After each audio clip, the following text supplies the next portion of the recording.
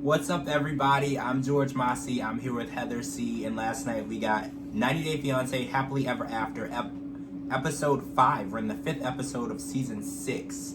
And there's a lot that went on, so we're going to jump right on in. We live tweeted last night and we saw Angela wake up from her surgery. I'm sorry, spoiler alert, Angela's still alive. She woke up from her surgery, and what everyone in the world noticed was her chest seemed very, very small. And we know that she was going by as a youngster, Big Titty Angie. And Michael is very attached to that. So we're all worried about what's going to happen because Michael made it very clear what drew Angela and him together was her bust size.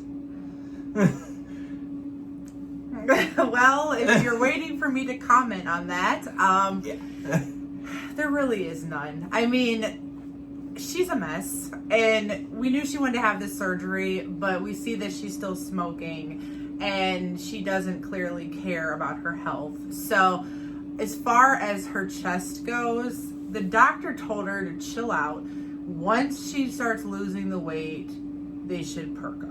So if she could just be patient and wait. And I mean, let's be honest, where's Michael gonna go? So I don't know. Like, I think they're good. I really do. I hope so. The doctor did tell her that he had to take 2 pounds out of each breast instead of 1 pound because they ended up being too big during surgery. And she didn't get a chance to verbally agree to that, so she kind of felt betrayed.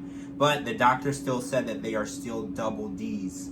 Obviously, we couldn't tell because they were wrapped, so we're just going to wait and see what happens. And Angela's already talking about she might have to get implants to keep Michael. I think she's jumping the gun. Let's just wait and see what happens. Hopefully next week when they're not swollen anymore, we'll see what's going on. So let's talk about Libby and Andre. So Andre arrives home from his first day of work within the last 3 years because he hasn't worked but this one day.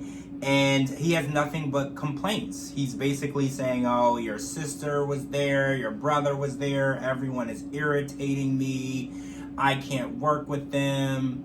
Seems like excuses. Yeah, it's all excuses. It's been 3 years. But that's not even what happened that was interesting. So he had an appointment with an immigration lawyer after his first day of work, which one thing after another for him, actually.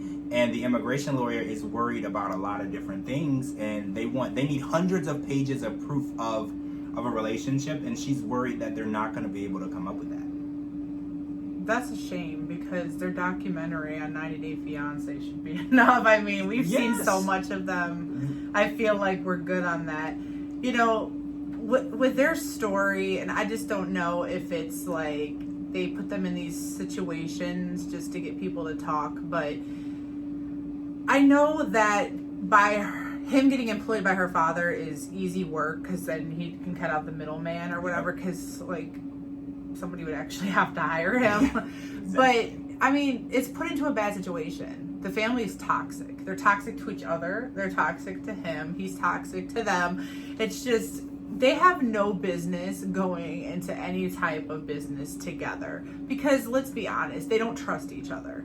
And without trust, you don't have any type of relationship or commitment there. As far as the immigration part of it, you know, I don't know. I feel like if everything to their story is true, I mean, they have a child, for Pete's sake. So, I mean, there has to be something that will click and be like, oh, okay, people, you know, at least put the child into it. Well, so little background information, his 3-year visa was temporary, and now this is a permanent visa where it will be renewed every 10 years, and that's what he's going for now. And what the lawyer brought up was if there's anything in his past that he may have hidden for the temporary visa, they're going to look much more thorough for the permanent visa. And his statement said, well, whatever it was, it's buried and gone. He didn't say that nothing existed. He's such a shady person. He just said, oh, whatever it is, no one could ever find it. And the lawyer is not so sure. So we're going to have to wait and see what happens with that. As far as we know, Andre is still in the country. So I don't want to spoil anything for anyone, but we're going to have to wait and see exactly what happens because I don't know how long that type of application process works. It could be still going on now. Yeah. All right, so let's talk about Tiffany and Ronald. We got some Tiffany and Ronald last night, and we actually got a Skype call with Ronald, and he was actually manipulating Daniel, who is Tiffany's son, into talking his mother into moving to South Africa. I hated this scene. I hate bringing children into relation and marriage issues. I felt like it was just a horrible, bad taste way to go about doing something, and this causes a lot of emotional issues for children. They don't realize it now, but years down the line, there's a lot of healing you have to go through when you're put through these type of situations. It causes stress on a child's mind that isn't even fully developed. Yeah, leave the children out of it.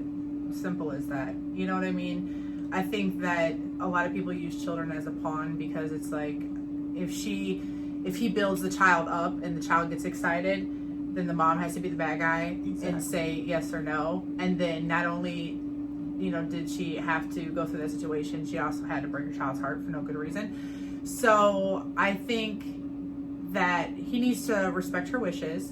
And if that's not what she wants to do, or she doesn't feel that it's necessary or right, to each his own. I mean, I think she put herself in a horrible predicament. I mean, yes. You went and you got married and had a kid with somebody that you had no intentions of trying to bring them here or marry them, or not marry them, but go there. I don't know. I mean, she knew that the grass wasn't always greener, so I can't say that I feel bad for her. I don't dislike her in any way, shape, or form. I think she seems like a really cool person. Her kids are super sweet.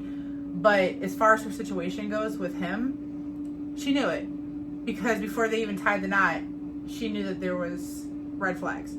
So she's going to have to figure out what she wants to do, and fast, and try not to break her child's heart. I agree. She made it clear last night that there's no way she's going to move to South Africa. The only issue is Ronald doesn't know that. Mm-hmm. She doesn't want to tell him, so at some point she's going to have to tell him. She doesn't want him to relapse. So, but again, this information, this has to be told at some point. Maybe this season we will see that. So real quick, let's talk about Kalani and Azuela. So they're having issues. Kalani is to the point where divorce is on the table. Azuela has never been to that point, because in their culture, divorce is never an issue for them. They would never do that. So Kalani's dad, Lo, found out that divorce was on the table, and he kind of took them all on individual outings and gave them a pep talk. So I feel like it's important that they do learn to work together to make it work, but I also don't agree that the dad is trying to force them to make it work. If it's not working and they're both unhappy, people should feel that that is an option for them, even if it's not particularly something that they want to do in their culture. I think that he should just butt out of their relationship. I mean, the fact that he wanted to pick her up and take her out for coffee so he can get to the middle of everything, it's like... But then we learned that he was a co-signer on Azuela. So maybe he's more concerned with if he's going to have to financially support him. Yes. More so than if she wants to divorce him or not. So, I mean, I know I would if I put that much on the table and there was a lot to risk. I probably would care as well. But if it's far as relationship, I mean, I know they're a really tight-knit family, but... These people, they need to get their lives together. They're all unsure of what they want. It's like, I feel like they should know by now. Yeah, 2 kids later, you should know exactly what you want. Yeah. And I feel like they're in a situation where they don't even know if they want to move out together yet. Yeah. 2 years into it. So that's it for part 1, guys. I'm George Mossey. I'm here with Heather C. We're going to be back with part 2, and we're going to talk about the rest of the couples that were on the episode last night. Make sure you live tweet with us every Sunday night. I'll put our Twitters and Instagrams at the bottom. Thank you so much for joining us, and we will talk to you guys real soon.